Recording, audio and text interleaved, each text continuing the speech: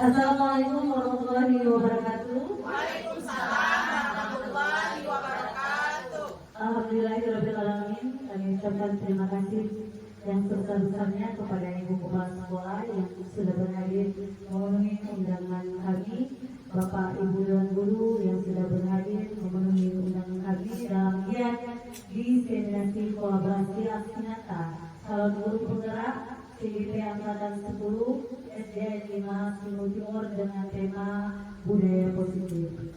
Puji dan syukur terpanjatkan kehadiran Allah Subhanahu wa Ta'ala yang telah memberikan limpahan rahmat dan karunia-Nya sehingga kita dapat berkumpul di ruangan yang berbahagia ini.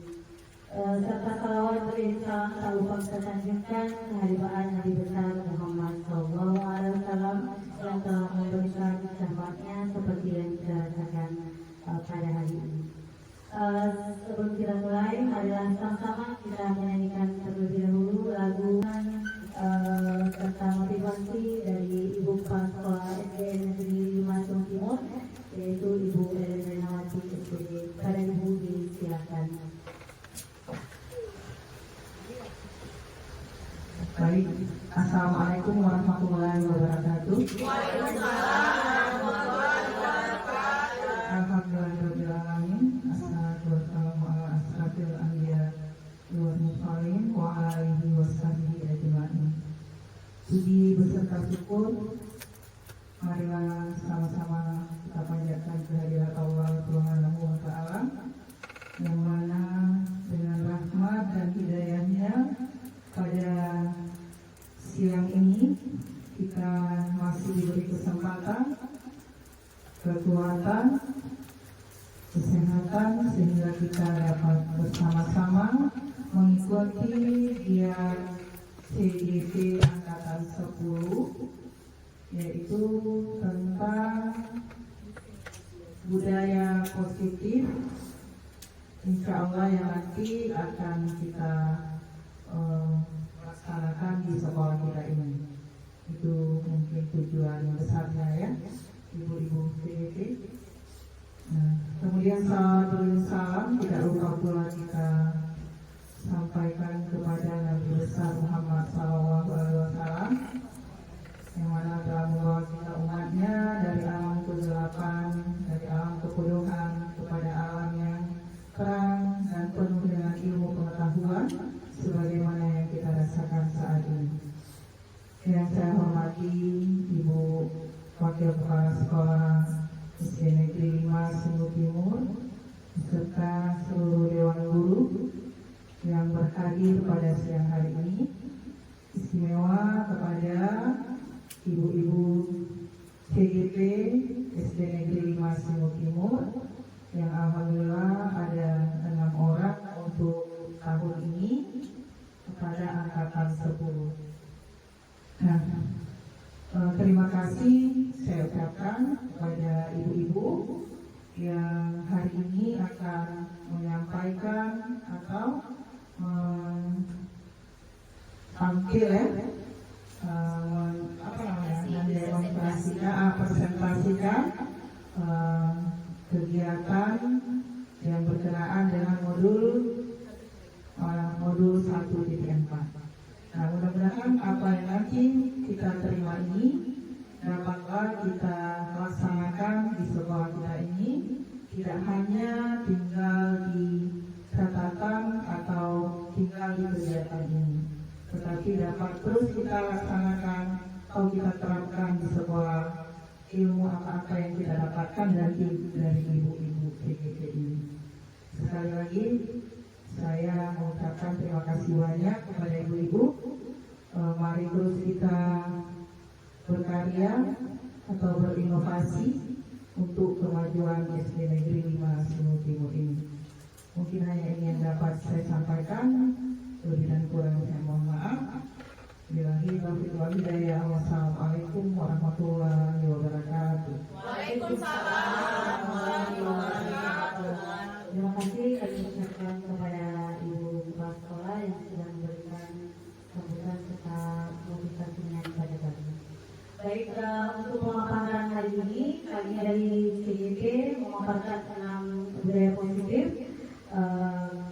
kepada ibu-ibu. Yang pertama disiplin positif, yang kedua motivasi perilaku manusia nanti oleh Ibu Nami Elvira, yang ketiga keyakinan kelas oleh Ibu Rika Fitriani, yang keempat kebutuhan dasar manusia oleh Ibu Sri Rauni, yang kelima posisi kontrol oleh Ibu Armalina Aju, dan yang terakhir segitiga restitusi oleh Ibu Dea Anggraini. Baik Bapak Ibu, untuk sebelum dilanjut ke materi, inilah kami berenam bersama dengan Bapak Kasir dan Ibu Kasir kami, yaitu saya sendiri. Sebelumnya kita kenalan lagi atau kita bersama juga Bapak Kadis kita, Bapak Abdi. Di sini ada Ibu tuan-tuan kita yang cantik, Ibu Yalen, dengan Nawati SPGSG. Kemudian ini Bapak Kasir kami. Di bawah naungan Bapak Kasir ini kami bertiga, yaitu saya sendiri, Ibu Nining Pariani, dengan PP Bapak Luis Memori. Yang kedua ada Ibu Rika Fitri, dengan Ibu PP-nya Ibu Damianti SPD. Yang ketiga ada Ibu Nani Firawati, dengan Ibu PP-nya Ibu Daswani. Sedangkan dengan Ibu Wakil Ibu Rizky Rahmawati SPD, itu di bawahnya ada Bapak pengajar praktiknya Bapak Ilmi Agib, CDP-nya Ibu Armainawi Anju, Ibu Sri Rauni, pengajar praktiknya Bapak Safrial, dan yang terakhir Ibu Dea Anggraini, Bapak PP-nya Bapak Sulfian SPDP. Ya, selanjut dalam kami berenam dalam hari ini memaparkan budaya positif dengan tujuan semoga setelah sosialisasi hari ini kita dapat memahami keberagaman siswa, kita dapat menyadari persepsi mengenai siswa dan implikasinya terhadap pemberian dukungan. Yang ketiga, menyadari tujuan perilaku salah siswa. Dan yang keempat, kita dapat mengembangkan rencana aksi untuk melaksanakan teknik-teknik positif dalam proses pendidikan. Nah, sebelumnya kita pahami dulu bagaimana siswa kita sudah secara langkah atau beragam-langkah.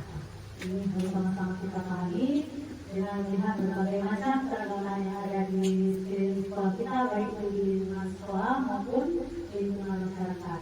Dan hakikatnya kita kadang terbiasa dengan keragaman, tidak terbiasa dengan keseragaman. Jadi sejak dini kita itu sudah disuguhkan oleh keragaman di sekeliling kita, karena Allah menciptakan berbagai macam keragaman untuk keseragaman antara satu dengan yang lain. Nah, ibu-ibu, apa saja keragaman yang ada pada siswa kita? Nah, di sini ada beberapa. Yang pertama tentang kesukaan. Tentunya anak didik kita ini memiliki kesukaan yang berbeda-beda. Kita harus paham itu. Ada yang inginnya belajar dengan bernyanyi, ada yang inginnya belajar menulis saja tanpa mau yang aneh-aneh. Nah, harapannya juga mereka punya harapan yang berbeda dalam setiap pembelajaran. Keyakinan mereka juga berbeda. Terkadang mereka yakin dengan apa yang saya sampaikan. Terkadang anak yakin, kadang-kadang tidak yakin dengan apa saya sampaikan, lebih percaya kepada wali kelasnya. Ya, anak-anak itu berbeda-beda keyakinannya. Kemudian latar belakang keluarga, kita juga harus melihat bagaimana latar belakang keluarga. Itu sangat penting. Apakah anak itu berasal dari keluarga yang aman-aman saja, cukup dengan segala hal, itu baik itu materi, mungkin dukungan, kasih sayang lengkap, tapi tidak semua anak memiliki hal tersebut. Ada juga kadang-kadang anak yang latar belakang keluarganya mungkin kita katakan broken home, yang mungkin menyebabkan dia di sekolah itu terlambat datang, tidak disiplin, tidak baik dalam hal apapun, baik dalam perhatian baju, mungkin dalam kelengkapan peralatan sekolah, itu berpengaruh. Jadi kita seorang guru harus melihat latar belakangnya. Kemudian jenis kelamin. Nah, kita tentunya memiliki jenis kelamin yang berbeda. Berbeda berarti bukan banyak, dua ya, tidak ada kelamin tiga. Dua jenis seperti perempuan dan laki-laki. Cara kita menerapkan disiplin kepada anak perempuan dengan kepada anak laki-laki itu berbeda. Karena perempuan mungkin lebih mengutamakan perasaannya. Sekali kita sampaikan mungkin dia sudah bisa memahami. Tapi kalau anak laki-laki mungkin 1-2 kali berulang, ada juga yang sekali sampaikan bisa dia terima, tapi ada juga yang beberapa yang tersampaikan mereka tidak secepat itu memahaminya. Kemudian bentuk fisik karena itu berpengaruh juga. Dan dulu kadang nanti lebih lambat geraknya, ya kan? Yang kecil umur mungkin lebih sedikit, lebih cepat, lebih mudah. Itu latar belakangnya. Dan kemampuan juga berbeda-beda antara satu anak dengan anak yang lain. Nah, keragaman ini berbeda pada peserta didik. Ada yang mampu menguasai diri, ada yang mampu hanya memahami alam, ada yang suka yang mampu hanya bagian religius keagamaan, ada yang mampu di bagian sensorik saja, ada juga yang mampu di bagian matematik, ada yang mampu di bagian estetik, berbahasa, musikal, spasial, dan ada yang mampu bekerja sama dengan orang lain. Jadi kita tidak bisa memaksakan anak-anak itu harus sesuai dengan kemampuan kita. Anak-anak itu harus kalau menurut Bapak Dirgantara, kita itu harus menghamba kepada anak. Artinya bukan menyembah. Menghamba itu artinya mengikuti keinginannya, tapi sesuai dengan aturan-aturan yang ada. Artinya kita mengikuti mereka, tapi kita tetap dalam memimpin, menuntun, bukan menuntut sesuai dengan yang kita inginkan. Nah, itu maksudnya. Masih semangat Bapak Ibu? Masih semangat Ibu? Kita SPG dulu lah ya. SPG-nya yang kali ini clue-nya apa yang saya ucapkan, itu yang Ibu ucapkan. Ya. Kalau saya bilang ayam, jadi Ibu bilangnya ayam. Kalau Ibu bilang bebek, saya bilang bebek, berarti Ibu bilang bebek. Ya. Ayam, kita coba 1, 2, 3. Ayam. Bebek. Ayam. Bebek. Ayam.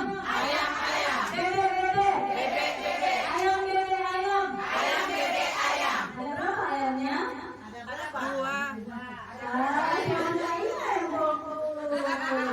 Kan punya berapa? Ikuti apa yang diucapkan. Kalau punya 3, berarti punya fokus.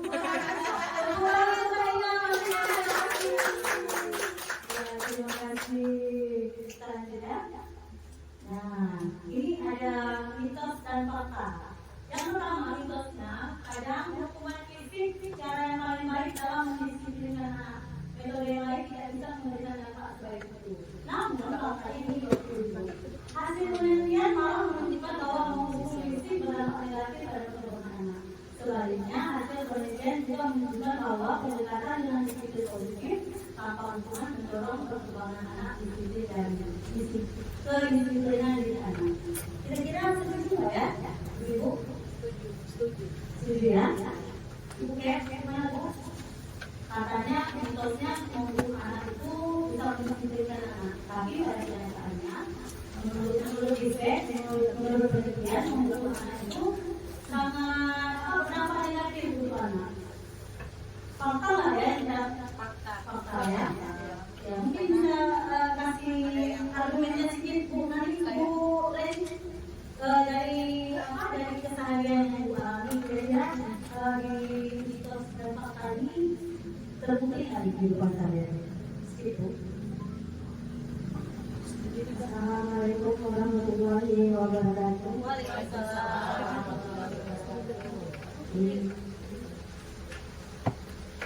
Ini contohnya di dalam kelas saya ya.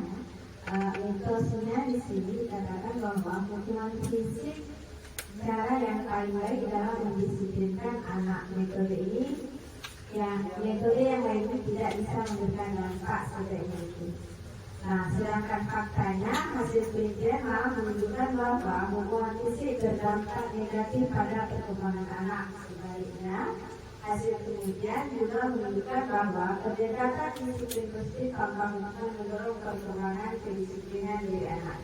Nah, ini contohnya di dalam kelas. Nah, apabila kita menghukum anak, itu akan merasa dendam kepada kita. Nah, itu faktanya yang setelah saya alami. Dia merasa ibu itu dikasih selalu memberi hukuman yang berdampak mental anak. Sedangkan kalau kita memberi hukuman yang secara positif, seperti kalau anak berbuat salah, kita mengatakan kalau itu salah. Nah, berarti kalau salah harus minta maaf. Nah, di sini dia akan teringat selalu. Oh, berarti kalau saya berbuat salah, berarti saya harus meminta maaf. Ini yang saya rasakan di dalam kelas. Terima kasih. Assalamualaikum warahmatullahi wabarakatuh. Waalaikumsalam. Terima kasih Bu Eni, betul sekali ya. Karena luka yang kita berikan kepada anak itu walaupun sedikit ternyata membekas sampai akhir hidupnya akan dikenangnya. Contoh pengalaman pribadi saya kepada adik sepupu saya sendiri, dan saya itu sudah lupa karena sudah lama sekali. Sampai dia minta kemarin dia katakan, Bu ini kak ini sangat kejam ya, kak dari dulu. Kenapa bilang begitu? Karena dulu kakak bilang di depan kawan-kawan kalau Yudani masih pipis di tempat tidur. Dia tenang sampai dia saat dewasa sekarang masih dia tenang. Padahal cuma dalam rencana guru ini tadi cuma supaya dia jangan lagi begitu. Atau lagi bapaknya gimana? Jangan pipis saja kan sudah masuk SD kan? Masih itu akhirnya membuka itu tingkat kebutuhan bukan fisik, maksudnya tingkat kata-kata itu bisa sangat membukakan ya. Lanjutnya yang selanjutnya ini mitos yang kedua, hukuman mengajarkan ketaatan dan rasa hormat. Nah, hukuman dengan hukum berarti kita mengajarkan ketaatan dan rasa hormat. Itu mitosnya. Namun faktanya dengan hukuman anak hanya taat ketika ada yang mengawasi. Padahal ketaatan pada peraturan dan kode etik harus berdasarkan pada kesadaran. Gimana Ibu Oka kira-kira? Ibu Oka lihat tadi dari sini Ibu tanggapannya Bu tentang mitos dan fakta hukuman Ibu.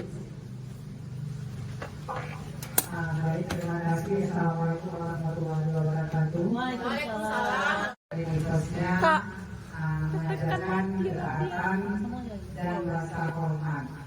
Ini jelas-jelas dapat kita lihat dalam juga keseharian kita di kelas. Dan juga faktanya dengan hukuman anak hanya taat ketika ada yang mengawasi. Padahal ketaatan pada peraturan dan etika harus didasarkan pada kesadaran. Ini juga dapat kita lihat dalam keseharian kita. Seperti ini misalnya dalam kita melaksanakan suatu kegiatan, ya, suatu kegiatan, umpamanya kita di Islam ya pada hari Jumat. Kita memang rata-rata kita kalau seperti keadaan di sini kan di musola ataupun mungkin ada juga sekali di lapangan. Tetapi kadang-kadang anak-anak ini harus kita awasi. Nah, jadi harus kita awasi. Belum ada rasa kesadaran di hatinya itu belum ada untuk bergerak sendiri. Jadi harus kita kawal. Jadi di sini juga kita juga sebagai guru ini kepada guru CDP, mungkin sekolah kita juga masih harus kita awasi. Jadi ini harapan kami, terutama ya kadang-kadang kita juga termasuk guru senior yang sudah lama di sini. Bagaimana cara kita ini kami harapkan kepada ibu-ibu CDP berusaha semaksimal mungkin. Jangan ada lagi istilahnya kalau ada kita membuat suatu acara atau kegiatan harus benar-benar kita awasi. Ini kami mohon kepada guru CDP bisa anak-anak itu sadar sendiri, ya, sadar sendiri bagaimana peraturan ataupun yang kita peraturan yang kita buat di sekolah. Jangan lagi ini kita lihat di lapangannya banyak itu guru harus mengawasi, tapi kadang-kadang anak-anak itu juga belum bisa untuk menaati peraturan mereka. Jadi hanya ini mungkin yang kami rasakan, yang kami sampaikan kepada Ibu. Terima kasih atas kepercayaan dalam jawaban ini. Assalamualaikum warahmatullahi wabarakatuh. Waalaikumsalam. Ya, seperti pengalamannya ya, sangat penting bagi kita memang mendisiplinkan anak tanpa menghukum. Itu tadi tujuannya. Selanjutnya, nah di sini di ujung rotan ada emas. Mitosnya mengatakan di ujung rotan ada emas. Artinya apa? Rotan itu kan kalau pada zaman dulu zaman lama ya, ada yang lama kalau nggak ngaji sering dipukul, kalau nggak kakinya pakai rotan supaya mau pergi ngaji. Nggak tidur siang dipukul juga. Saya juga merasakan gitu. Ya, nggak sholat dipukul juga. Orang tua saya dulu nggak berbicara saat dia menunggu kita sholat atau tidur siang, dia nggak berbicara, tapi dia bergerak terus dua tangannya. Itu 3 hari 3 malam berulang di rumah. Sampai saya berpikir, apakah saya ini bukan anak kandungnya? Kenapa dia begitu kejam memberikan hukuman? Tapi anak zaman dulu beda dengan anak zaman sekarang. Sekarang kecanggihan teknologi berbagai macam yang masuk dari dunia luar itu tidak bisa kita bendung lagi hal-hal yang demikian. Jadi penerapan hukuman itu kita tidak bisa menggunakan dengan kekasaran atau hukuman fisik karena sudah ada undang-undangnya. Ya. Lanjut kita ke slide berikutnya. Jadi intinya kita harus stop kekerasan kepada anak-anak. Hukuman itu sama dengan mengontrol perilaku seseorang dengan memberikan rasa takut, ancaman dan fisik maupun emosional. Dan kedua, stop pembiaran, membiarkan anak melakukan hal-hal yang tidak adil. Tapi kita melakukannya dengan disiplin positif. Nah, disiplin positif adalah sesuatu cara mendisiplinkan anak tanpa merendahkan martabat anak dan tanpa kekerasan. Itu tujuan yang ingin dicapai oleh Bapak Hajar Dewantara. Ini definisi disiplin positif menurut Gosen.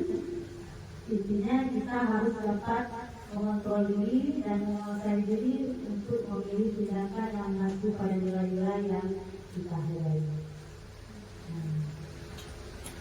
Selanjutnya dampak disiplin ada 5.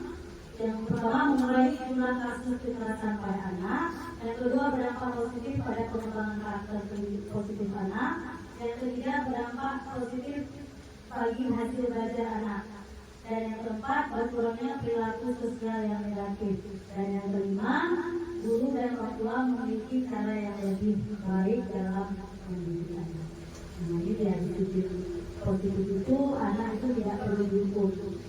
Anak mampu memahami bagaimana perilaku yang pantas, dilatih bertanggung jawab sehingga anak mampu mengendalikan dirinya. Dan tujuan utamanya adalah agar anak memahami tingkah lakunya sendiri, berinisiatif, bertanggung jawab atas apa yang mereka pilih, serta menghormati dirinya sendiri dan juga orang lain. Dengan kata lain, disiplin menanamkan proses pemikiran dan perilaku positif sepanjang hidup anak. Nah, ini disiplin tambah dan hukumannya ya. Kalau disiplin itu tidak mengandung kekerasan, anak berperilaku positif, sadar bahwa perilaku negatif memberikan dampak yang buruk. Kemudian anak termotivasi datang ke sekolah sendiri tanpa paksaan, memanfaatkan kesalahan sebagai peluang untuk pelajaran, mendekatkan guru dan siswa, bersifat jangka panjang, positif dan menghargai potensi anak, membangun logika, membimbing yang membangun. Kalau hukuman mengandung kekerasan fisik secara verbal dan agresif, anak takut menurut hanya takut karena dihukum. Kemudian anak berada di bawah tekanan atau hukuman, memaksa anak untuk mematuhi pelajaran sesuai dengan guru dan orang tua. Kemudian dapat menjauhkan siswa dengan guru bersifat jangka pendek, negatif dan tidak menghargai potensi anak, mengendalikan, memalukan dan melecehkan. Itu plus minusnya disiplin bedanya disiplin dan hukuman. Nah, semua itu sudah kita terapkan kepada anak berkali-kali, tidak bosan-bosannya. Kita menerapkan disiplin dari tujuan kita dapat tahu bagaimana cara mulai berpikir positif, dapat mencari solusinya, kemudian kita menghasilkan kesepakatan dan mendapatkan tujuan yang kita ingin. Nah, ini contohnya buang sampah, terlambat, mengganggu teman, ya contoh perilaku yang tidak baik, mencorek, mendinding, menempelkan barang terburu, menguling. Nah, itu contoh-contoh tindakan disiplin. Jadi bagaimana kita menerapkan ini anak supaya tidak berulang? Nah, ini semua dapat kita capai dengan kita berdiskusi lebih lanjut lagi dengan para pemangku sekolah, baik itu orang tua dan juga guru. Jadi kalau kita sudah memberikan kepada anak-anak tersebut sudah kita sampaikan dengan baik, sudah kita berikan berulang-ulang dan belum sampai pada tujuannya. Kembali lagi kita berdiskusi dengan guru kepala sekolah, berdiskusi dengan guru-guru senior dan berdiskusi dengan orang tua. Ya, begitu mungkin dari pemaparan dari saya tentang disiplin positif. Ada yang mau disampaikan Bu, penguatan sedikit Bu untuk disiplin positif Bu ya? Sedikit Bu ya? Dari Bu? Iya.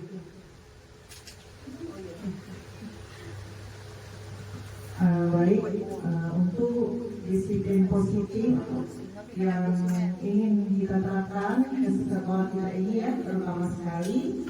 Nah, mungkin untuk hal ini tidak hanya guru penggerak atau calon guru penggerak yang menggerakkan nantinya, tetapi kita bersama-sama.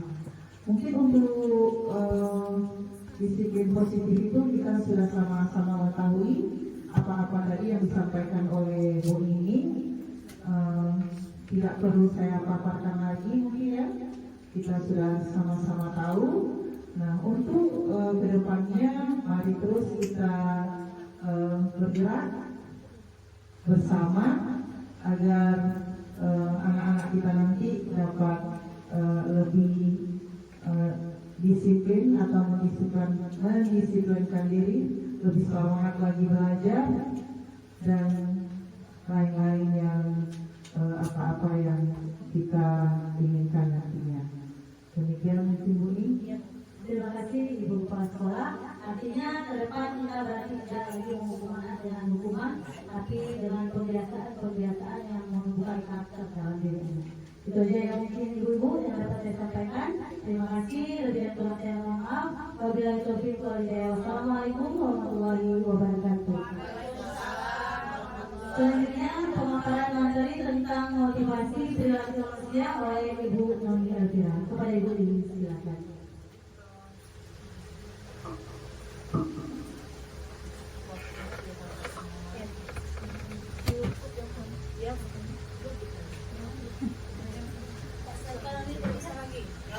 Assalamualaikum warahmatullahi wabarakatuh. Waalaikumsalam warahmatullahi wabarakatuh.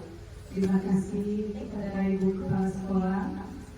Kali ini kami memperkenalkan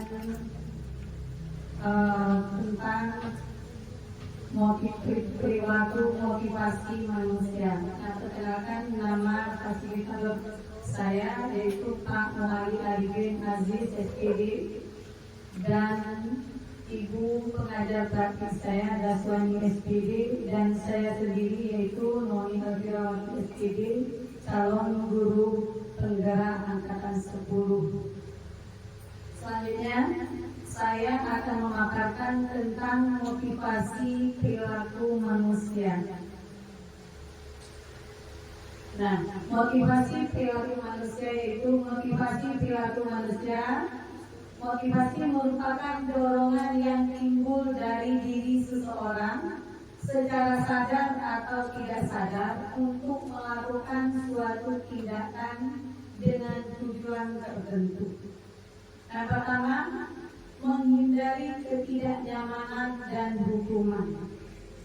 Siswa melakukan disiplin karena ia takut dihukum. Ini merupakan motivasi ekstrinsik. Nah, mungkin dalam kehidupan kita sehari-hari dalam proses belajar mengajar ada yang melakukan anak-anak kita seperti ini. Dan yang kedua, mendapatkan imbalan atau penghargaan dari orang lain, yaitu murid melakukan disiplin diri karena ia ingin mendapat imbalan. Ini merupakan motivasi intrinsik dari luar. Nah, selanjutnya menghargai nilai-nilai kebajikan yang diri sendiri. Murid melakukan disiplin diri karena sadar akan nilai kebajikan diri sendiri. Ini merupakan motivasi intrinsik. Nah, dalam kehidupan sehari-hari anak peserta didik kita ini banyak melakukan hal yang demikian. memang mungkin tujuannya mereka itu tidak mereka sengaja, tapi hal ini pernah dilakukan. Nah, selanjutnya konsep disiplin dengan identitas gagal. Di sini hukuman itu yang pertama menyakitkan, memberikan rasa tidak nyaman, murid takut, memaksa, murid menyembunyikan kesalahan, murid menjadi rendah diri. Mungkin dalam kehidupan sehari-hari, dalam proses belajar mengajar sering ini terjadi. Kira-kira teman-teman ada yang merasakan hal seperti ini? Iya. Dan selanjutnya penghargaan. Yang pertama tidak efektif, yang kedua merusak hubungan atau dalam kurung memberikan sifat yang kurang baik, itu sifat diri. Nah, mematikan kreativitas, menghukum dengan sistem ranking, dan juga merampas hak menghargai dirinya. Nah, memang dalam sifatnya hukuman, kita tidak melakukan tujuannya untuk menganiaya anak. Hal ini memang tujuan kita bukan untuk menganiaya anak, akan tetapi mungkin ketidaktahuan kita lakukan tanpa kita sadari. Sebenarnya tujuan kita baik, tidak ada niat kita semua guru di sini mau menghukum atau menganiaya peserta didik, kita tidak ada. Semua prinsipnya guru ingin mencerdaskan anak bangsa agar anak peserta didik ini nanti memperoleh kesuksesan dan bisa memberikan kebaikan kepada dirinya sendiri, guru, dan juga bangsa. Namun yang kedua, di sisi penghargaan, memang ini sering kita lihat, bahkan di lingkungan kita ini mungkin sering pernah terjadi. Tujuan kita memberi penghargaan tidak lain tidak bukan memberi motivasi. Namun ketika kita memberikan motivasi, ada juga dampak buruknya. Itu kita peroleh dari hasil penelitian para ilmuwan, sehingga ternyata memberikan penghargaan ini kurang efektif karena itu akan memberikan motivasi anak itu ketika berbuat harus ada iming-iming atau semacam hadiah seperti itu. Contoh, kalau anak ibu sudah bisa menghafal misalnya hafalan surah-surah pendek, sekian surah pendek, ada istilahnya semacam pemberian reward atau penghargaan. Memang di sisi lain, satu sisi tujuan kita itu untuk memberikan motivasi sehingga anak itu tergerak untuk bersemangat belajar. Akan tetapi secara tidak langsung akan memberikan sebuah dampak yang kurang baik. Yang kurang baik di sini, dia selalu ketika melakukan sebuah kegiatan dia harus memerlukan dorongan. Namun yang dorongan yang kita harapkan adalah dorongan dari dirinya sendiri, sehingga tanpa pun kita instruksikan anak itu ada dorongan dari dirinya sendiri. Nah, selanjutnya konsep disiplin dengan identitas sukses, konsekuensi dan restitusi. Nah, penguatan jangka pendek perlu monitoring berkelanjutan, stimulus respon, murid menghormati peraturan, kehilangan waktu untuk merenungi kesalahannya. Selanjutnya restitusi, murid bertanggung jawab untuk perilaku, fokus pada pemecahan masalah jangka panjang, murid menghormati dirinya dan orang lain.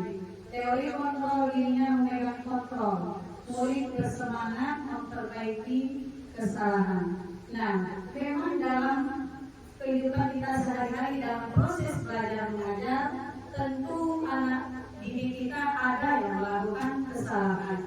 Namun kita memberikan bukanlah sebuah hukuman, akan tetapi pada awalnya kita sebelum memulai ajaran baru tentu kita sudah membuat semacam peraturan atau keyakinan kelas. Tujuannya itu, keyakinan kelas itu kita buat untuk mengurangi hal-hal yang kurang baik yang dilakukan peserta didik, sehingga konsekuensinya dia sendiri yang membuat. Nah, jadi konsekuensi itu tidak yang bersifat sebuah hukuman yang diberikan guru, tapi kontrol itu dari anak-anak kita sendiri yang melakukannya, karena sudah membuat sebuah keyakinan, kesepakatan bersama bahwa hal itu bisa dilakukan dan ada yang tidak bisa dilakukan. Nah, restitusi, tujuan dari restitusi itu murid bertanggung jawab dalam perilakunya. Ya, ketika anak melakukan kesalahan, kita berusaha dan sebaik mungkin kita memberikan sebuah restitusi yang terbaik. Yang terbaik di sini tanpa kita harus menyudutkan atau memberikan anak ini merasa bersalah. Tapi bagaimana anak ini bisa menyadari kesalahannya dan mampu menyelesaikan dan menyelesaikan persoalan tanpa merasa tertekan, tanpa merasa tersudut, sehingga dia bisa memperbaiki dirinya dari di dalam dirinya itu sendiri tanpa harus kita paksakan dari luar. Yang selanjutnya teori kontrol dari dirinya itulah tadi, kontrol itu harus hadir dari dalam dirinya sendiri, bukan dari luar. Karena yang memanage semua perilaku yang sebaiknya adalah diri kita sendiri, bukan orang lain. Nah, murid bersemangat memperbaiki kesalahan. Nah, dalam kegiatan restitusi ini memang inilah yang bagus kita lakukan. Mungkin dari selama ini saya juga sebagai calon guru penggerak karena tidak tahu dan pernah melakukan hal demikian, tapi dengan mengikuti sebuah pendidikan guru penggerak ini begitu banyak ilmu yang saya peroleh sehingga ini bisa kita terapkan dalam kehidupan kita sehari-hari dalam proses belajar mengajar.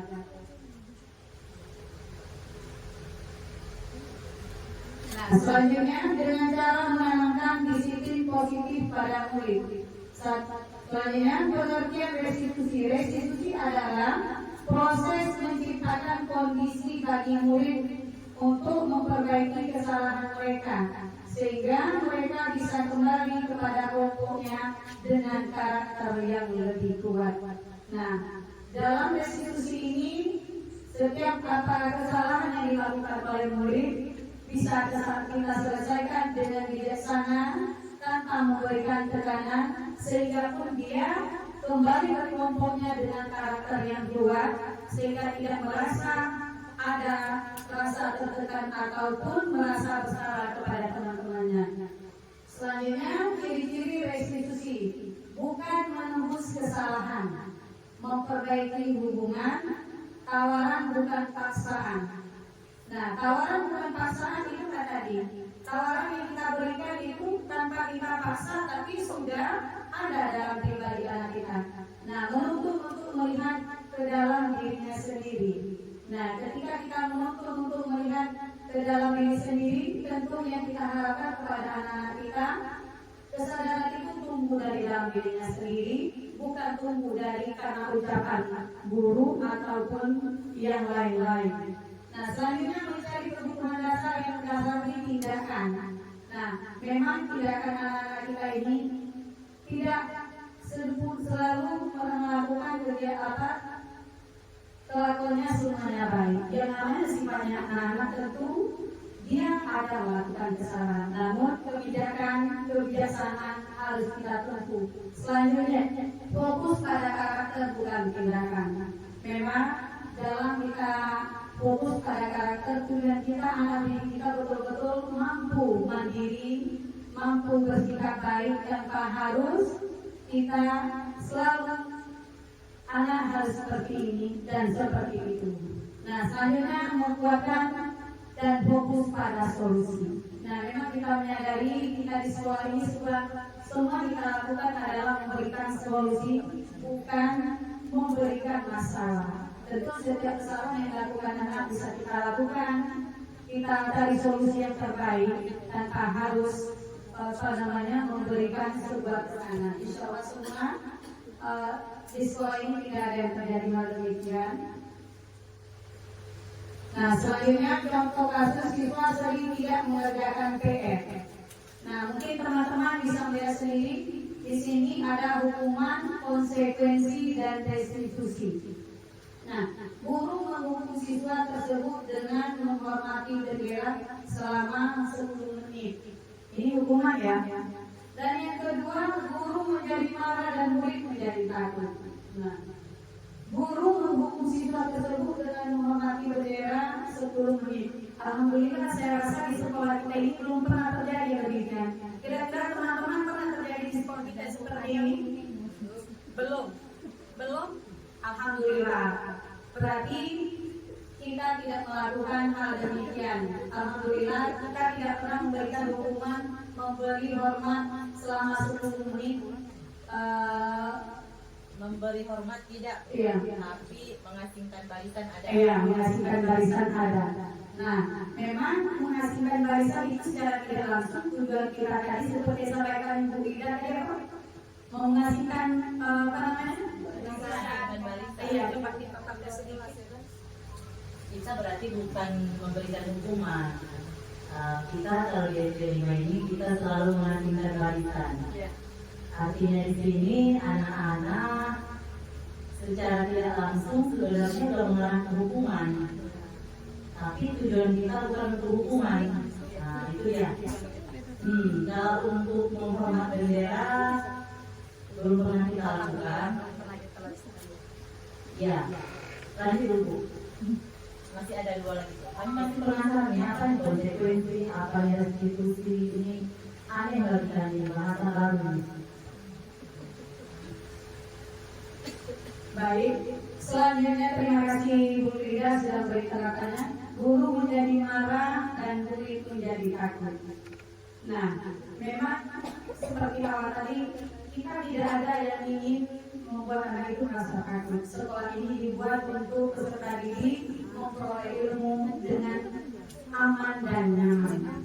Alhamdulillah sekolah kita ini selalu kita berikan rasa aman dan nyaman untuk peserta didik kita. Namun di dalam kita memberikan rasa aman dan nyaman, namanya kita manusia, tentu ada juga kelemahan kita, ada juga kekurangan kita. Tapi dengan kita mengetahui bahwa hukuman itu kurang baik, insya Allah sedikit demi sedikit kita akan memperbaikinya. Saya percaya teman-teman sejawat pun percaya dan kita yakin bahwa semua bisa kita perbaiki. Karena memperbaiki diri itu berasal dari kita sendiri. Selanjutnya konsekuensi. Nah, tadi kawan kita satu penasaran apa itu konsekuensi. Kira-kira teman-teman yang lain ada yang paham apa itu konsekuensi? Resiko yang diterima. Iya. Coba.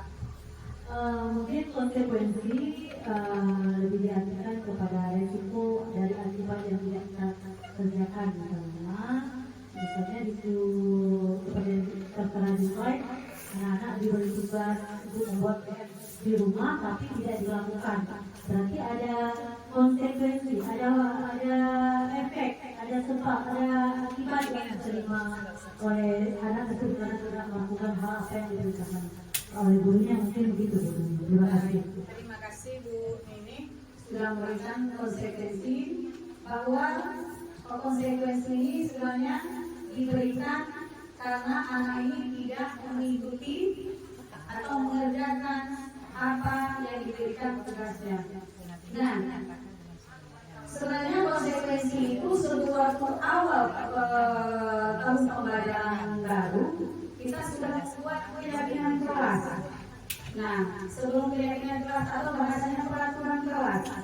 Nah, dalam peraturan atau keyakinan kelas ini konsekuensinya sudah kita sepakati bersama. Ketika kita tidak melakukan atau mematuhi sebuah tugas yang diberikan oleh guru, tentu kita ada dan akan menerima sebuah konsekuensi. Nah, selanjutnya yaitu restitusi. Ada yang tahu apa itu restitusi, teman-teman? Kira-kira Bu Ahmad? Restitusi.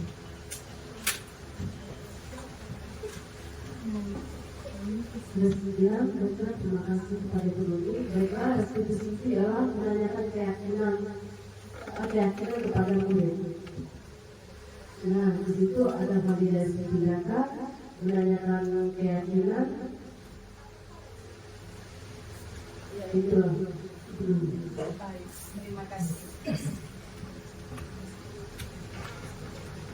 Nah, restitusi ini sendiri sebenarnya kita berikan ini adalah sebuah menanyakan sebuah persoalan sehingga kita tahu kenapa bisa terjadi persoalan itu sendiri. Guru harus menanyakan apa dulu persoalan sehingga seorang anak misalnya tidak mengerjakan PR. Di mana kendala anak kita? Karena di dalam kegiatan ini kita tidak bisa langsung polis anak saya tidak pernah kita tidak mengerjakan PR karena malas. Nah, itu yang kita hindari. Maka kita lakukan di restitusi, kita panggil. Kenapa tidak mengerjakan PR?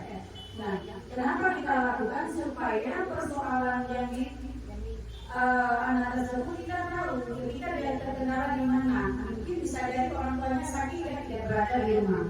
Orang tuanya tidak berada di rumah sehingga tidak ada yang membimbing anak di rumah. Itu bisa jadi hal itu terjadi karena kita kan tidak tahu setiap murid itu memiliki persoalan tersendiri di rumah.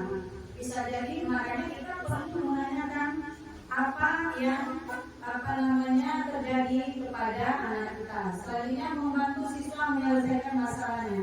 Nah, dengan kita menanyakan persoalan seorang anak yang tidak melakukan PR, sehingga kita tahu persoalannya dan kita bisa memberikan solusi yang terbaik apa yang sebaiknya anak ini lakukan sehingga dia tidak merasa bersalah dan tetap semangat mengikuti pembelajaran. Selanjutnya, guru terbuka dan siswa menghargai dirinya dan orang lain.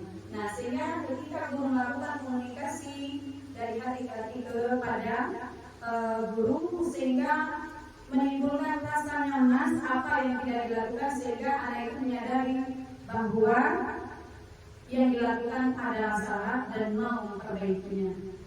Sedikit Bu Nani sebelum lanjut. Iya. Ada pertanyaan dari sini. Sebentar dulu.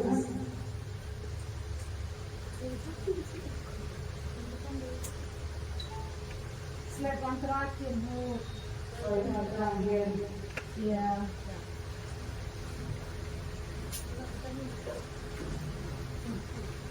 Ada yang ditanyakan juga? Ya boleh.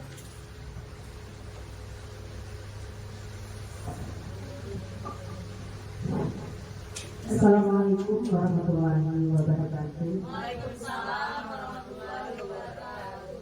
Mungkin di sini kami bukan bertanya. Di sini mungkin kami mau membagi ilmu atau Bu Noni bisa membagi ilmu sama kami. Karena Bu Noni sudah mulai pendidikan CBT angkatan 10. Di sini dipaparkan di atas contoh kasus siswa sering tidak mengerjakan PR. Ada hukuman. Hukumannya di situ ada 1, ada nomor 2. Di nomor 2 kami melihat guru menjadi marah dan murid menjadi takut. Di sini kami mau bertanya Bu tentang hukuman yang poin 2. Kalau kita tidak memarahi murid di dalam kelas, dia tidak mengerjakan PR, harus apa yang kita lakukan Bu? Apa yang harus kita arahkan kepada murid? Misalnya, kalau misalnya di sini kita kalau tidak marah, anak-anak zaman sekarang ini tidak mendengarkan lagi Bu. Secara lembut, dia tidak mau tahu. Malahan kita berada di opennya lagi. Jadi kami mau bertanya kepada Ibu, bagaimana cara kita mengatasi murid yang sering tidak mengerjakan PR dengan tidak marah kepada murid agar murid tidak takut kepada guru. Sekian, terima kasih. Assalamualaikum warahmatullahi wabarakatuh. Terima kasih pertanyaan dan masukan yang sangat luar biasa dari teman kita. Nah, sebelum saya menjawab, kira-kira rekan-rekan sejawat ada yang tahu jawabannya? Ibu Krida?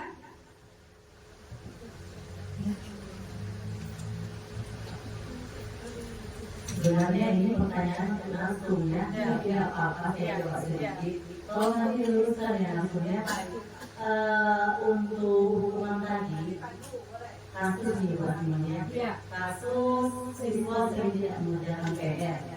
Selama ini yang kita lakukan di SD5 adalah kita sering memberikan hukuman. Nah, di sinilah dia sedikit guru penggerak angkatan 10 ini berbagi ilmu, bukan juga menggurui ya. Hukuman konsekuensi. Hukuman ini berlaku setelah diberikan konsekuensi. Jadi siswa ini kalau tidak mengerjakan PR, kita sudah mulainya tadi dengan keyakinan kelas. Salah satunya mungkin keyakinan kelasnya, siswa kesepakatan atau yang telah disepakati keyakinan kelasnya tidak mengerjakan PR tepat waktu. Mungkin itu contoh. Nah, kesepakatan di kelas telah diberikan jika tidak mengerjakan akan diberikan konsekuensi. Nah, konsekuensinya apa? Yang menentukannya itu bukan gurunya, tapi kesepakatan bersama. Di sinilah berlakunya tadi posisi kontrol atau disiplin positif yang ada dari dalam diri anak itu sendiri. Itulah tadi ada dipaparkan sedikit di sini kalau saya tidak salah faktor dari intrinsik. Faktor intrinsik ini faktor dari dalam dirinya. Berarti dia bukan mengerjakan PR lah nanti marah buron. Nah itu marah teman-teman. Prinsipnya dia takut karena gurunya. Sama seperti kita, misalnya mungkin nggak ada nih, mungkin kan nggak ada, pulang aja lah duluan. Itu takut dari mana? Prinsip, takut pada atasan, bukan dari dalam dirinya sendiri. Nah, terkait dengan pertanyaan buat minum, inilah Bu untuk kita semuanya. Bagaimana nih kita melaksanakan diri ini? Apa kita memberikan hukuman atau konsekuensi? Nah, sedangkan teman-teman kita ini belum paham mana konsekuensi dan hukuman. Nah, kalau berlakunya hukuman setelah kita lakukan konsekuensi, konsekuensinya mungkin tiga kali tidak mengerjakan dapat konsekuensi. Setelah itu tidak berlaku untuk semua anak. Maksudnya anaknya harus melanggar dengan catatan anak yang sama, ya kan? Berlaku ada hukuman. Kan tidak boleh menghukum lagi tidak.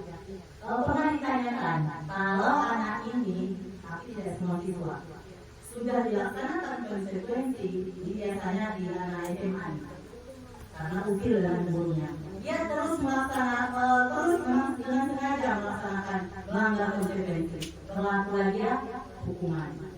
Hukuman seperti apa? Musyawarah kalau dulu dewan gurunya, jangan gurunya tindakan. Nah, mungkin itu ya. Mohon ditambahkan Ibu Yasum. Terima kasih. Assalamualaikum warahmatullahi wabarakatuh. Luar biasa tepukannya sama Ibu Indrahela. Nah, tadi seperti pertanyaan Ibu Rasminur. Nah, apabila anak yang tidak melakukan atau mengerjakan PR kita berikan hukuman. Nah, sebaiknya hukuman itu tidak dulu kita berikan. Pada awal ajaran tahun baru itu kita kan buat keyakinan kelas. Nah, ketika di dalam keyakinan kelas itu kita ada di situ membuat PR.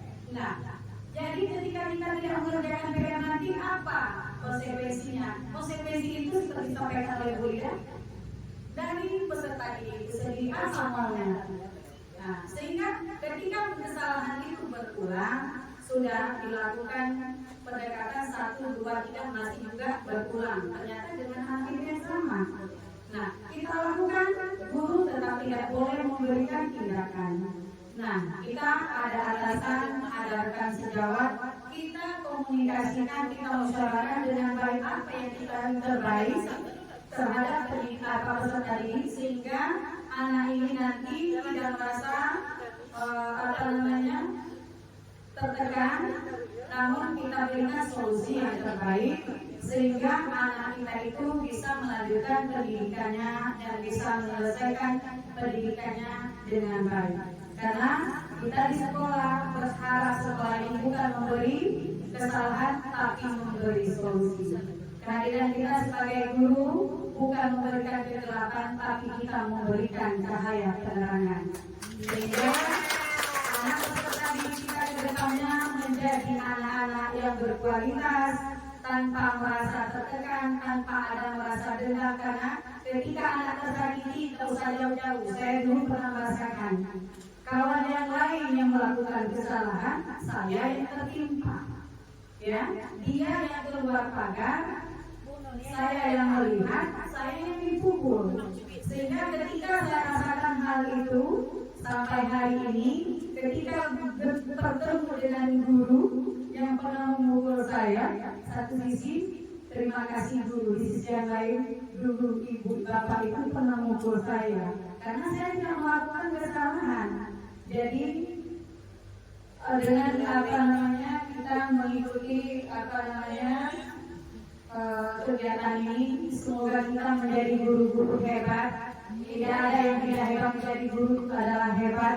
Kenapa? Karena membutuhkan kesabaran yang luar biasa, sehingga mampu kita memberikan yang terbaik kepada peserta didik kita, sehingga kita menjadi guru yang baik dan bahagia serta dicintai oleh muridnya. Guru adalah yang selalu dirindui muridnya, bukan guru yang cerdas, tapi guru yang dirindui oleh murid.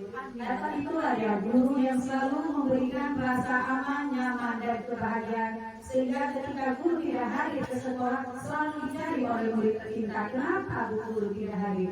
Mungkin hanya ini yang bisa saya berikan. Kemudian kurang saya mohon maaf. Assalamualaikum warahmatullahi wabarakatuh.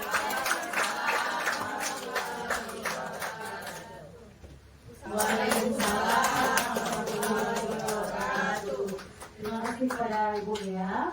Intinya semua permasalahan yang ada di sekolah kita nanti kita bahas di komunitas yang sudah kita bentuk. Ya Ibu Kepala ya, apapun itu pasti terpecahkan insya Allah. Baik, karena sudah berakhirnya dari pemaparan Bu ya tadi, maka berakhirlah acara diseminasi kolaborasi aksi nyata calon guru penggerak angkatan 10 SDN Negeri 5 Simalungun Timur. Terima kasih kepada Ibu Kepala yang sudah berhadir. Terima kasih kepada teman-teman yang sudah mendukung atas kehadirannya hari ini. Kami mengucapkan banyak terima kasih. Lebih dan kurang kami mohon maaf. Wabillahi taufiq wal hidayah. Wassalamualaikum. Bismillahirrahmanirrahim. Assalamualaikum warahmatullahi wabarakatuh. Perkenalkan, saya Ellen Renawati, SPD SD, Kepala Sekolah SD Negeri 5 Simalungun Timur, tempat di mana 6 orang guru penggerak angkatan 10 mengajar, yaitu 1 Ibu Nining Faryani, 2 Ibu Rika Fitriani, 3 Ibu Armainawi Anju, 4 Ibu Sri Raumi, 5 Ibu Ria Anggraini, 6 Ibu Nani Dartilawati. Saya bangga dengan Bapak dan Ibu Guru SD Negeri 5 Simalungun Timur yang mempunyai kinerja dan etos kerja yang tinggi, khususnya 6 orang guru penggerak angkatan 10 yang masuk dan sekarang mengikuti program calon guru penggerak angkatan 10. Bergerak, tergerak, menggerakkan. Diseminasi kolaborasi budaya positif yang dipaparkan oleh ibu-ibu calon guru penggerak angkatan 10 merupakan aksi nyata dalam program guru penggerak. Mudah-mudahan pengembasan ini bersifat permanen, menjadi motivasi dan contoh kepada anak-anak dan ibu guru serta warga sekolah SD Negeri 5 Simalungun Timur, sehingga nantinya peserta didik bisa menerapkan budaya positif sesuai dengan profil pelajar Pancasila.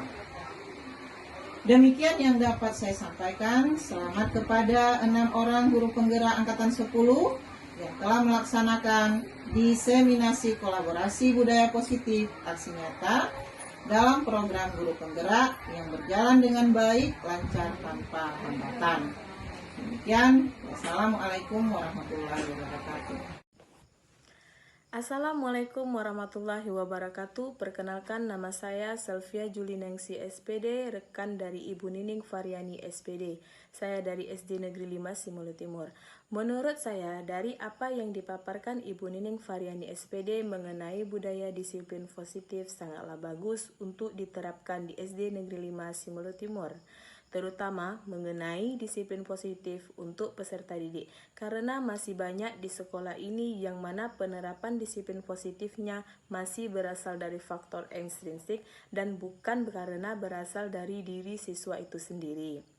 Nah, dari pengimbasan ini kami sebagai guru jadi tahu memposisikan diri dalam mendisiplinkan siswa berdasarkan nilai-nilai kebijakan universal, sehingga kita tahu cara mengontrol diri dan bagaimana menguasai diri untuk memilih tindakan yang mencakup nilai-nilai kebijakan kita dihargai. Kemudian, bagaimana cara kita menanamkan nilai-nilai kebijakan universal kepada siswa maupun diri kita sendiri? Semoga dengan ini adanya diseminasi budaya positif bisa diterapkan bersama-sama di lingkungan sekolah kita ini, sehingga dapat membentuk siswa-siswa yang sesuai dengan profil pelajar Pancasila. Hanya ini yang dapat saya sampaikan, dan apabila ada salah kata saya mohon maaf, dan saya akhiri. Wassalamualaikum warahmatullahi wabarakatuh.